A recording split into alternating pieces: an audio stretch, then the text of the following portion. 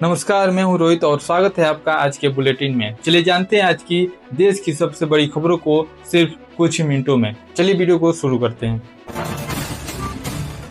PM Modi का बड़ा बयान। प्रधानमंत्री नरेंद्र मोदी ने आज सामने आई रिपोर्ट में कहा है कि भारत को दुनिया विकास और उम्मीद के एक बड़े केंद्र के तौर पर देख रही है। पीएम ने कहा कि उनकी सरकार के लिए सुधार सिर्फ मजबूरी नहीं बल्कि प्रतिबद्धता और विश्वास का विषय है। मोदी ने यह भी जोर दिया है कि सरकार के फैसलों का असर जमीन पर दिखाई देना चाहिए और केवल सुर्खियां बनाना उद्देश्य नहीं होना चाहिए। उन्होंने पीएम कुसुम और पीएम सूर्य घर जैसी योजनाओं का भी उदाहरण दिया। अब इसी विकास की तस्वीर को यूपी में कैसे आगे बढ़ाया जा रहा है, उसकी खबर सुनिए। यूपी के एमएसएमई सेक्टर के लिए 600 करोड़ का बड़ा फंड। उत्तर प्रदेश के छोटे और मध्यम कारोबारियों के लिए आज बड़ी खबर सामने आई है। जापान के यामानाशी प्रांत ने यूपी के एमएसएमई सेक्टर को समर्थन देने के लिए करीब 600 करोड़ रुपए का फंड घोषित किया है। मुख्यमंत्री योगी आदित्यनाथ ने इस कदम का स्वागत किया है। इस साझेदारी से छोटे कारोबार, तकनीक और निवेश को बढ़ावा मिलने की उम्मीद है।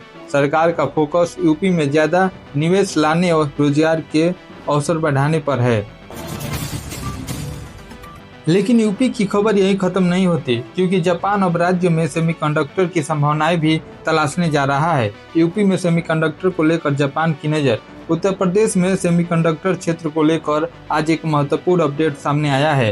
रिपोर्ट के मुताबिक जापान की एक इंडस्ट्री टीम सितंबर के मध्य में उत्तर प्रदेश का दौरा कर सकती है और सेमीकंडक्टर से जुड़े निवेश की संभावनाओं का अध्ययन करेगी। मुख्यमंत्री योगी आदित्यनाथ और जापानी अधिकारियों के बीच हुई बातचीत में तकनीक और निवेश पर चर्चा हुई है। अगर यह निवेश आगे बढ़ता है तो यूपी में हाई टेक उद्योग और रोजगार के नए अवसर बन सकते हैं।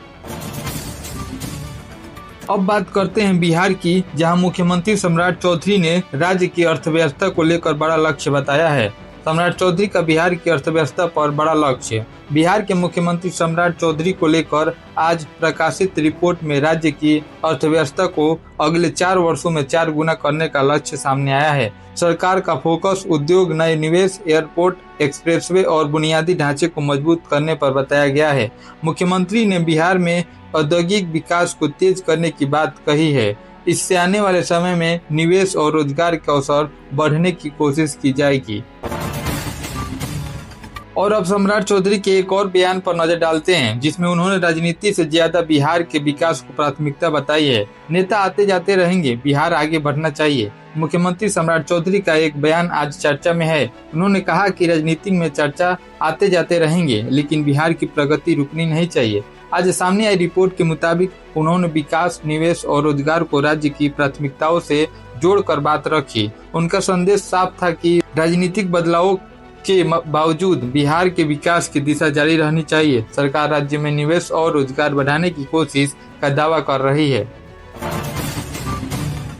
अब बिहार के छात्रों के लिए आज की एक ऐसी खबर जिस पर काफी चर्चा हो रही थी, उस पर सरकार ने स्थिति साफ कर दी है। बिहार स्टूडेंट क्रेडिट कार्ड पर सरकार ने दिया स्पष्टीकरण। बिहार के छात्रों के लिए आज अहम अपडेट आया है। सरकार ने स्टूडेंट क्रेडिट कार्ड स्कीम को लेकर उन खबरों को खारिज किया है जिनमें लोन की सीमा घटने की बात कही जा रही थी। आज प्रकाशित रिपोर्ट के मुताबिक पात्र छात्रों को अब भी अधिकतम 4 लाख रुपए तक की सहायता मिल सकती है। सरकार ने कहा है कि नई व्यवस्था को लेकर भ्रम पैदा हुआ था, लेकिन योजना की अधिकतम सीमा कम नहीं की गई है। इससे उच्च शिक्षा की तैयारी कर रहे छात्रों को बड़ी राहत मिल सकती है।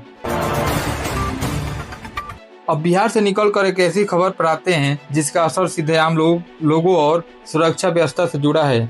बिहार में चीनी की बढ़ती कीमत पर मंत्री का बयान। चीनी की बढ़ती कीमतों के बीच बिहार के एक मंत्री का बयान आज चर्चा में आया है। रिपोर्ट के मुताबिक पिछले कुछ दिनों में चीनी के दाम बढ़ने के सवाल पर मंत्री ने कहा कि इससे लोगों पर बहुत बड़ा असर नहीं पड़ेगा और उन्होंने स्वास्थ्य से जुड़ा तर्क भी दिया है। हालांकि बाजार में चीनी की कीमतों में बढ़ोतरी को लेकर आम उपभोक्ताओं की चिंता बनी हुई है। केंद्र सरकार भी त्योहारी मांग और उपलब्धता पर नजर रख रही है। अब रुख करते हैं यूपी की राजनीति की ओर, जहां मुख्यमंत्री योगी आदित्यनाथ का विपक्ष पर दिया गया बयान आज सुर्खियों में है। योगी आदित्यनाथ का विपक्ष पर बड़ा हमला। उत्तर प्रदेश के मुख्यमंत्री योगी आदित्यनाथ का आज प्रकाशित बयान राजनीतिक गलियारों में चर्चा में है। एक सार्वजनिक संबोधन के दौरान उन्होंने विपक्ष के प्रस्तावित पीडीए गठबंधन पर निशाना साधते हुए कहा कि इसके पी का मतलब आगे चलकर पाकिस्तान हो सकता है। योगी ने विपक्ष पर तुष्टीकरण की राजनीति करने और समाज को बांटने का आरोप लगाया। उनके बयान के बाद यूपी की राजनीति में सियासी बहुत तेज होने की संभावना है।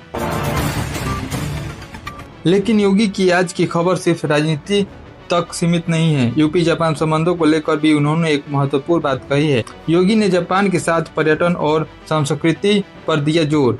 उत्तर प्रदेश और जापान के संबंधों को लेकर आज नई रिपोर्ट सामने आई है। मुख्यमंत्री योगी आदित्यनाथ ने यूपी जापान साझेदारी में साझा सांस्कृतिक और पर्यटन की संभावनाओं पर जोर दिया। उन्होंने कहा कि उत्तर प्रदेश में पर्यटन की बहुत बड़ी संभावनाएं हैं और जापानी पर्यटकों की भी भारत में पहले से रुचि है। सरकार निवेश के साथ सांस्कृतिक और पर्यटन संबंधों को भी मजबूत करना चाहती है। इससे अयोध्या, वाराणसी और दूसरे धार्मिक पर्यटन स्थलों को अंतर्राष्ट्रीय स्तर पर बढ़ावा मिलने की संभावना है। अब आखिरी खबर बिहार की बड़ी बुनियादी परियोजना से जुड़ी है, जिसमें केंद्र ने तेजी लाने को कहा है। कोसी हाई डैम की डीपीआर पर केंद्र ने मांगी तेजी। बिहार के लिए कोसी हाई डैम परियोजना को लेकर आज बड़ा अपडेट सामने आया है। रिपोर्ट के अनुसार केंद्र ने प्रस्तावित हाई लेवल कोसी डैम की विस्तृत परियोजना रिपोर्ट यानी डीपीआर तैयार करने की प्रक्रिया में तेजी लाने को कहा है। बिहार में सरकार इस परियोजना के साथ बाढ़ नियंत्रण, सिंचाई और क्षेत्रीय विकास को जोड़कर देख रही है। राज्य ने केंद्र से संबंधित परियोजनाओं और फंडिंग को लेकर भी सहयोग मांगा है। अगर परियोजना आगे बढ़ती है तो कोसी क्षेत्र के लिए इसका बड़ा असर हो सकता है।